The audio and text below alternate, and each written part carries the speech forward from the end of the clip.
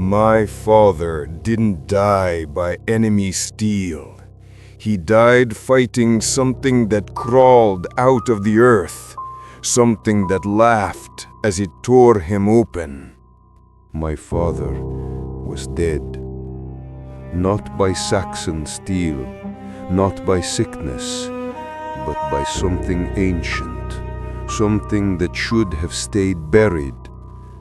A Draugr. Warriors whispered the word like a curse. Mothers clutched their children.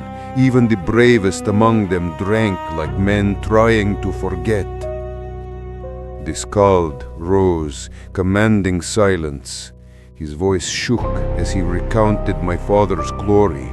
The battles won, the storms survived, the laughter that had once echoed through these very walls. But every story stumbled when it touched the night he died. My uncle leaned close, his scarred face pale. Strength means nothing against the dead. Your father fought hard, harder than any man I've seen. But the Draugr, it doesn't fall, it rises. Across the table, my other uncle slammed his mead horn down, though his hands trembled. I saw its eyes, he said, burning red, flesh black. Its stench was like rotted earth. Your father struck it again and again, but it rose laughing. At that moment, the hall grew colder. The fire sputtered, shadows stretching unnaturally along the walls. A woman screamed when her drinking horn cracked in her hands, wine spilling across her lap like fresh blood. The skald's harp snapped a string, the twang sharp as bone-breaking. My mother's voice cut through the murmurs.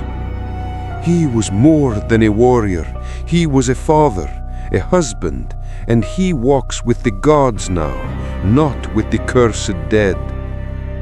But even her words couldn't chase away the dread crawling through the hall. I looked up and swore I saw eyes glowing in the rafters, watching. Everyone stared at me now, some with expectation, others with pity.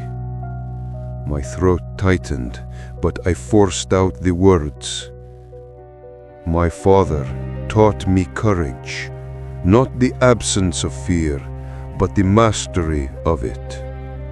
Shouts erupted, horns raised, shields pounded.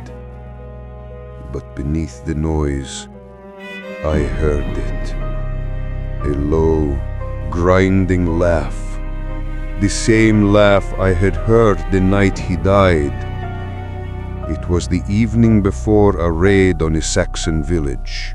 We camped near an ancient burial mound. My father warned us, do not disturb the dead. Some laughed. They shouldn't have. At midnight, the ground split open. A figure rose, tall, twisted, skin gray as ash, eyes burning red. A Draugr. It hit harder than any man, tore shields apart, threw warriors like they were children. Its wounds closed even as they were made, flesh knitting together like wax in a fire. My father charged it. His axe split its skull, severed ribs, took its arm. But every blow healed, and the creature laughed.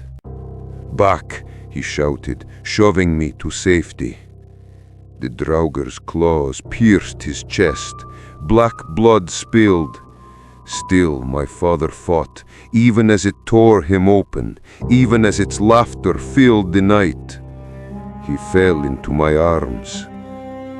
Do not weep for me, he whispered. Carry the flame and beware the dead.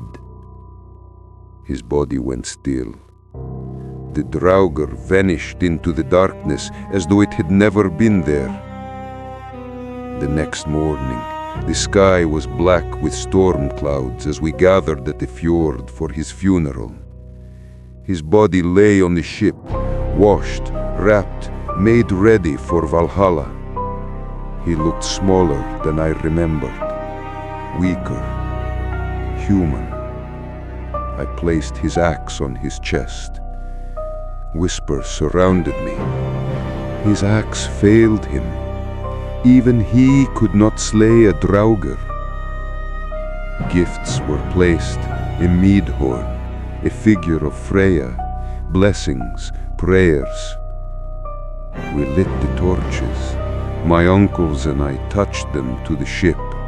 Flames spread fast, racing up the timbers, casting long, twisting shadows across the water. But as the ship drifted, the fire hissed, blackened at the edges, as if something inside resisted the burning. The wind carried a voice. In the flames I saw movement, a silhouette rising, a head turning, eyes red, glowing through the fire. My breath froze. Then I blinked, and it was gone. The warriors raised their shields, shouting my father's name, Fenrir, Fenrir. Their cries echoed across the fjord, through the forests, into the mountains. I lifted my axe. I will carry your flame, I whispered.